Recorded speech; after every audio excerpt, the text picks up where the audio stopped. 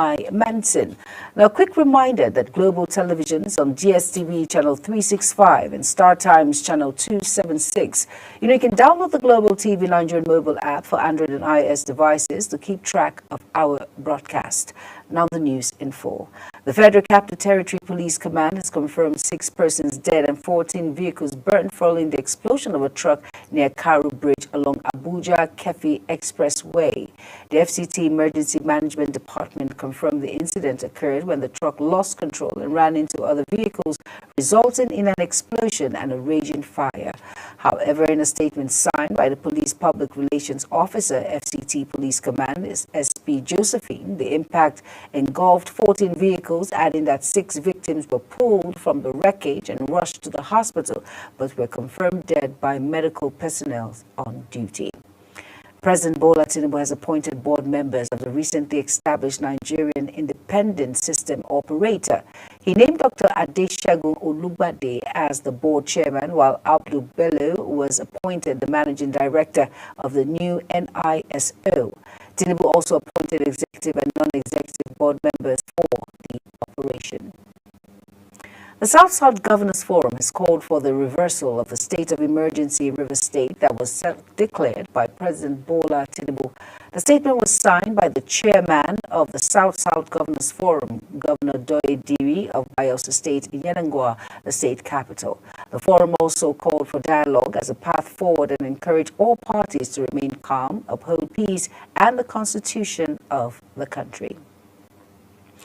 Overnight, Vice President Kashim Shettima employed lawmakers across the nation to enact relevant legislation that would enhance nutrition and food security to ensure that every household in Nigeria has access to manifold diets required for healthy and productive life.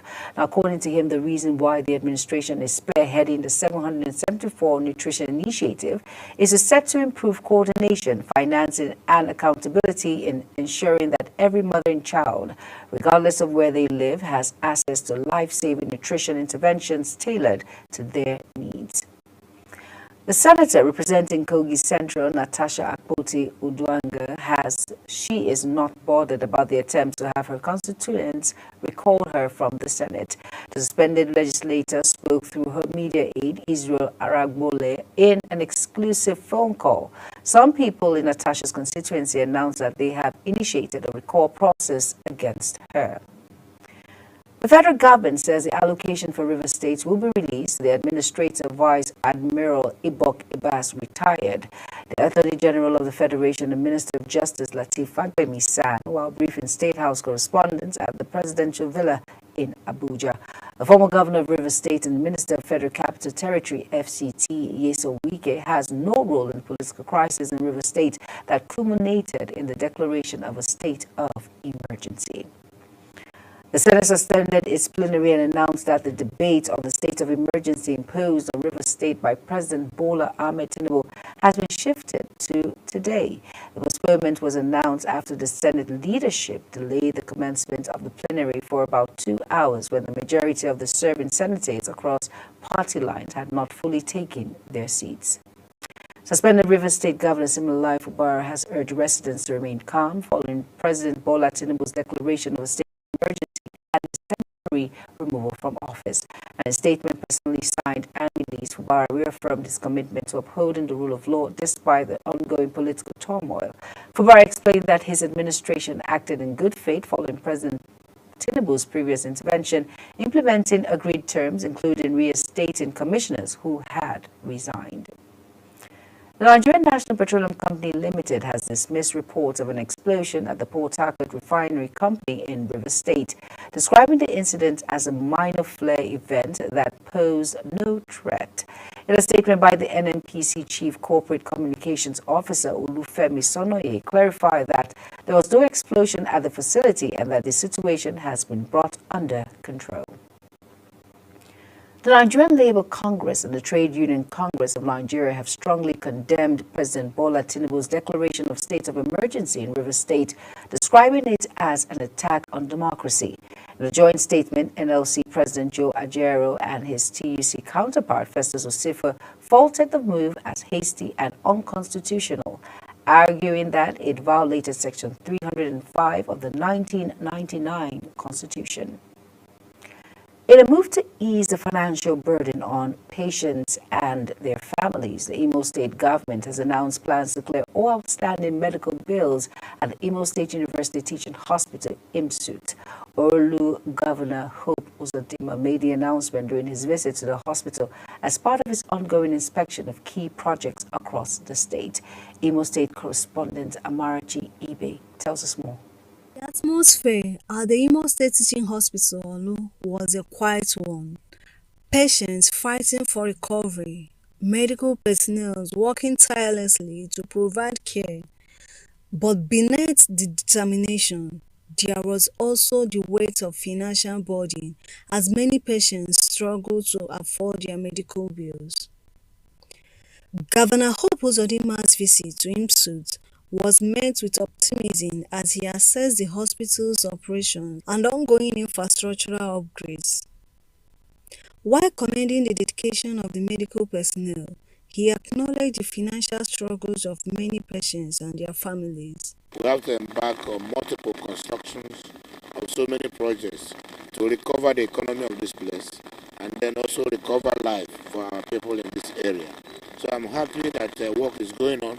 The University Teaching Hospital, which is the only tertiary hospital in Imo State, is being recovered. To ease the financial burden, Governor Uzodimma announced that the state government will clear all outstanding medical bills at the facility. A decision, he said, aligned with his administration's commitment to strengthen the healthcare system and ensure that every indigene has access to quality medical care.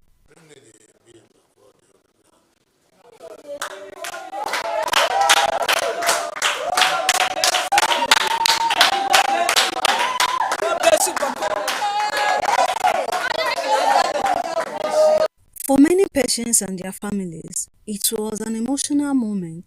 Some shed tears of gratitude, others could barely contain their joy. Quickly, bringing hope to those who have been trapped by medical death. Let's say 6 months. 6 months. Today, we don't worry about the What's that for our governor? What's that for our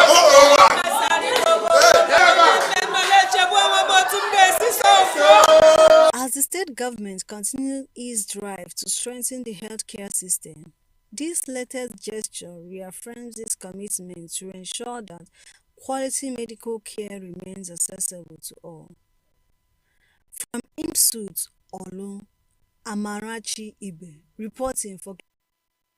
Thank you, Amarachi, for that report. Now, two members of the House of Representatives, Maria Ibukake and Blessing Amadi, engaged in a heated argument over declaration of emergency rule in Rivers State by President Bola Tinubu. Ibukake and Amadi, who represents Brass, Nimbe Federal Constituency of Bayelsa and Port Harcourt, two federal constituencies of Rivers State, respectively, started an argument Two female lawmakers alongside other members were discussing the river's crisis when they suddenly started shouting and pointing fingers at each other. The Igbo progressive women have expressed concern over Senator Natasha Akpoti-Odoanga's actions during the Interparliamentary Union IPU meeting in New York, asserting that they have tarnished Nigerians' global image. In a statement by the president of the Igbo Progressive Women, Grace Ohabunei, expressed the need to address the incident's impact on Nigerians' reputation, while the group has called for an investigation into her participation in the forum. The group questioned both the timing and the manner in which domestic issues were raised on an international platform. The federal government is taking steps to remove bureaucratic hurdles that have stalled private sector investment in key road projects for over a year. The move is part of measures aimed at unlocking significant infrastructure development under a public-private partnership PPP framework. Minister of Finance and Coordinating Minister for the Economy, Wale Edun, disclosed this in an interview. Edun reaffirmed President Bola Ahmed Tinubu's commitment to addressing Nigeria's $100 billion annual infrastructure deficit by mobilizing private capital. The Nigerian Senate has established a 9-member ad hoc committee to investigate the alleged illegal annexation of Nigerian territory by neighboring Cameroon. This decision follows a motion sponsored by Senator Aneken Bassi, who highlighted the loss of 16 ancestral committees and 2,560 oil wells in Akwa Ibom State due to a 2002 World Court judgment. Samuel Odi has the details.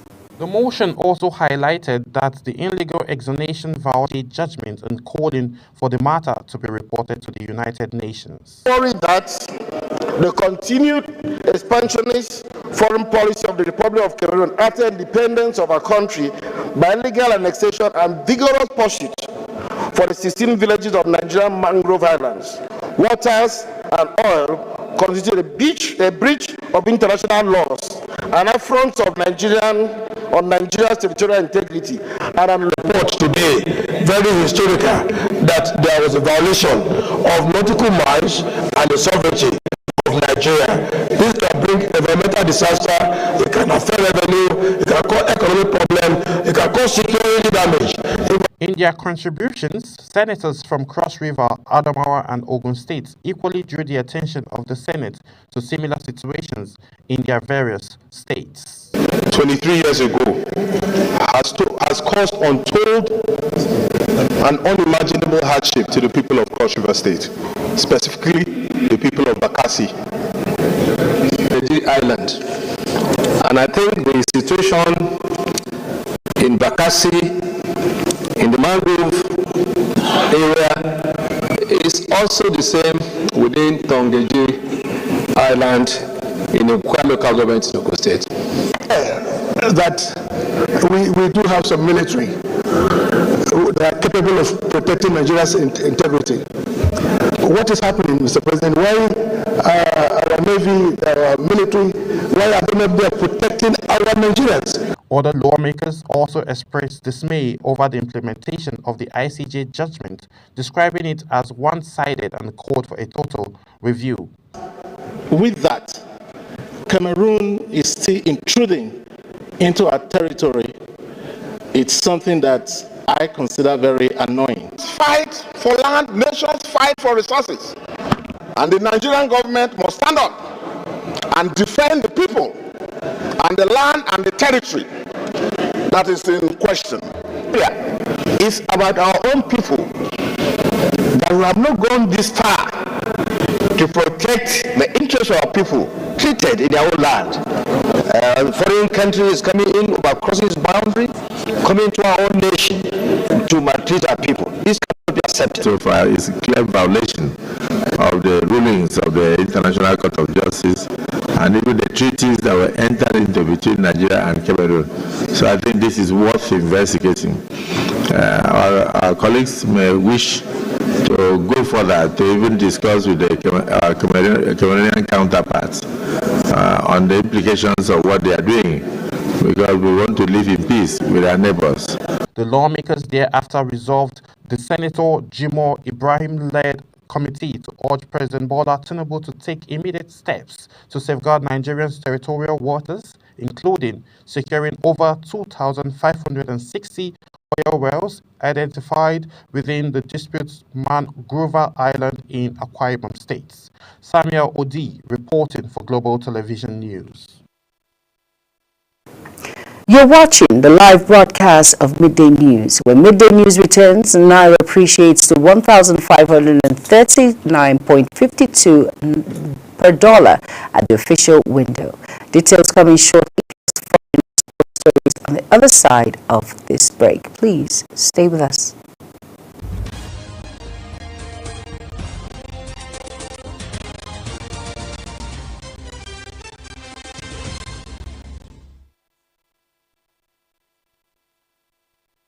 Do you know that global television can be watched in Nigeria and all over the world?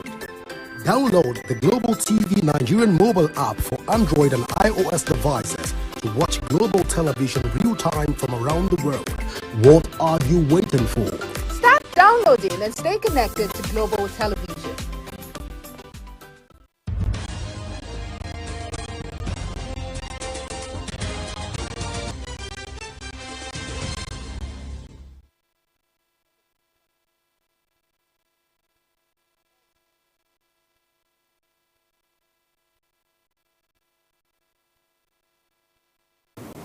You're welcome back, and if you're just tuning in, this is Midday News on Global Television. Thank you for staying with us. In business now, at the close of trading, the Naira appreciated by 0.16% to 530.5 Naira per dollar from $1,532.9 per dollar in the previous trading season of the Nigerian foreign exchange market. Data from the Central Bank of Nigeria revealed, according to CBN data, the Naira traded as high as 1,545 Naira per dollar and the lowest rate of 1,500 Naira per dollar, which was lower than Tuesday's. Although the Naira depreciated slightly, analysts suggest the market is stabilizing due to structural reforms and increased forex inflows. The Nigerian government has signed a strategic memorandum of understanding with China to strengthen technical and vocational education and training in the country. The partnership is to equip Nigerians with hands-on skills, enhance technical education, and improve the implementation of vocational training nationwide. The agreement was signed during an event attended by the Minister of Education, Dr. Maruf Alausa, who was represented by the Permanent Secretary, Dr. Nasir Sani Orzo. The Central Bank of Nigeria has approved a financial holding company structure, Greenwich Holding Limited, for Greenwich Merchant Bank Limited. The bank said that the regulatory approval marked as a significant step, enabling Greenwich Group to consolidate its existing financial service businesses, expand into new markets, and strengthen its position as a leading player in the financial sector. Upon the commencement of operation, Greenwich Holdings Limited will oversee Greenwich Merchant Bank Limited, Greenwich Asset Management Limited, and Greenwich Securities Limited, while driving the expansion of the group. On our foreign scene now, Russia and Ukraine have launched their air attacks that damage each other's infrastructure hours after Vladimir Putin said Russia will stop targeting Ukrainian energy sites. Ukrainian President Vladimir Zelensky says Russians' target included hospitals. He said the Russian leader had in effect rejected a comprehensive ceasefire in his call with U.S. President Donald Trump. Putin told Trump a full ceasefire will only work if Ukraine's allies stopped giving military assistance, a condition Ukraine European allies have previously rejected. Vladimir Putin has rejected an immediate and full ceasefire in Ukraine, arguing only to halt attacks on energy infrastructure following a call with U.S. President Donald Trump. The Russian president declined to sign up to a comprehensive month-long ceasefire that Trump's team recently worked out with Ukrainians in Saudi Arabia. He said a comprehensive truce could only work if foreign military aid and intelligence sharing with Ukraine came to an end. Ukraine's European allies have previously rejected such conditions. NASA astronauts Sunita Williams and Butch Wilmore, who were left stranded in space for months due to technical issues, have finally returned to Earth.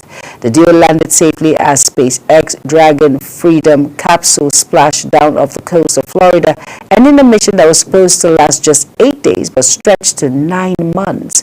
Williams and Wilmore had traveled to the International Space Station in June 2024 aboard Boeing Starliner's spacecraft for its first crewed test flight. Over to sports now. Nigerian striker Victor Osimhen has been included on Manchester United's four-man strikers shortlist for the summer transfer window as the Premier League giants look to bolster their attacking options. The Red Devils are expected to delve into the transfer market to bolster their forward options after seeing Joshua Zirkzee and Ramos Rojo struggle to find their best form this season. Zirkzee has netted just 6 goals in 44 competitive appearances since arriving from Balogun last summer, while Hojan has mastered 8 strikes in 39 matches in all competitors.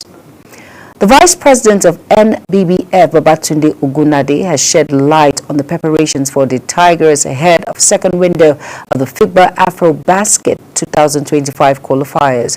Ogunade stated that this is the first campaign managed by the newly established National Sports Commission, NSC. In previous tournaments, the Ministry of Sports oversaw the team's preparations, but Ogunade made it clear that his priority is ensuring the players are